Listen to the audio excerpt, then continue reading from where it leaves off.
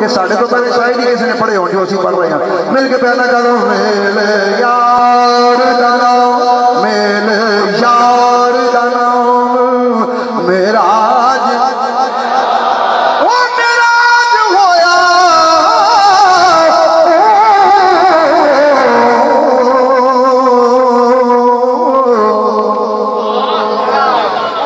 کھول ویکھ قرآن دی فال میاں دل سنبھو رنگ گیر دے وچ وچ نائی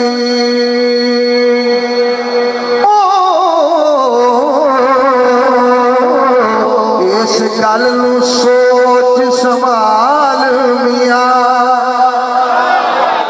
گل ہوئی سمجھ نہیں آئی تھی وہ داد نہیں ہو جو دیتی میں پھر پڑھنا ذرا یہ سمجھ آ جاتے سمجھ نہیں تو رسول اللہ سنتے پہ میرا پہ سنتا پیا انہوں نے سنا دیں ذرا پھر دھیان کریے ذرا میں پھر کہنا میل یار دنا